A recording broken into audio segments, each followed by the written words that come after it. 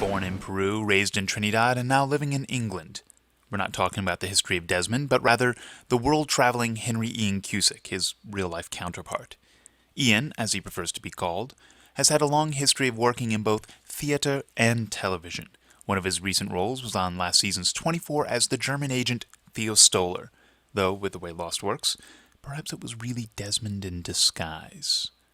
As we discover, though, joining Lost for him wasn't that big a deal. My life changed completely. I now live in Hawaii with my family, and my life is all about being outdoors and on the beach and swimming, and completely different from England. When you first joined Lost, when we introduced your character at the beginning of season 2, did you have any inkling that your character would be a series regular and would be as big as he is now? No, not at all. I was a 3-episode arc, and that was it. That's all I knew. But when I arrived in Hawaii, I just thought what a great job this would be, and I kind of, as it went on, I thought, hang on, this character's not being killed off.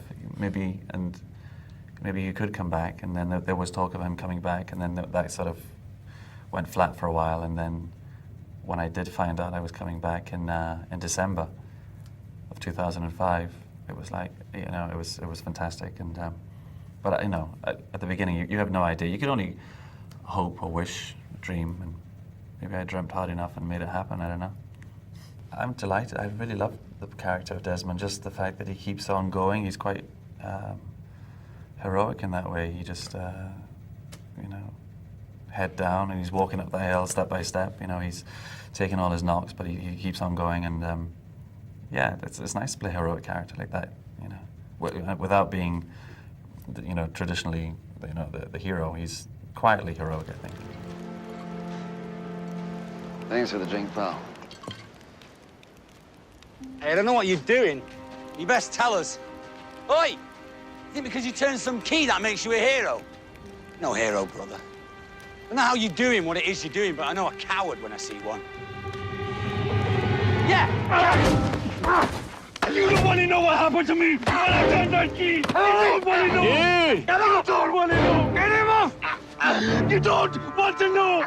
When you do your episode, it's full on. You're there every day, and so your turnarounds. You don't get much time off, as opposed to when you're featured, in one of somebody else's episodes. So it was tiring, It was relentless. You're finishing late and starting early, and because of where the character was emotionally and mentally, I think it took its toll a little bit.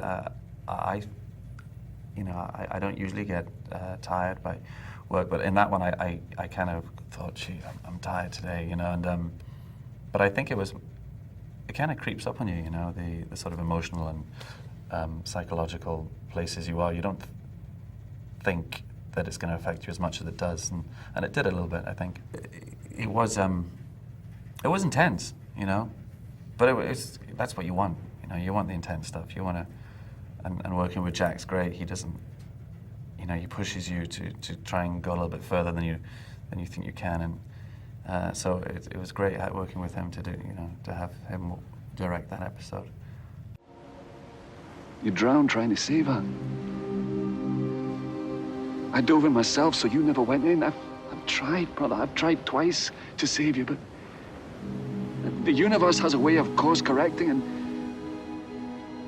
I can't stop it forever. I'm sorry. I'm sorry because no matter what I try to do,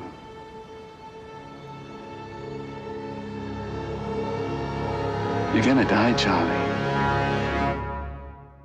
That was the most surprising thing. That was definitely the most surprising. Because if his psychic abilities are correct, then what? Is Charlie out? I don't know. Or how long? I suppose you can spin that out for a long time, but I have to say that was probably the most surprising thing.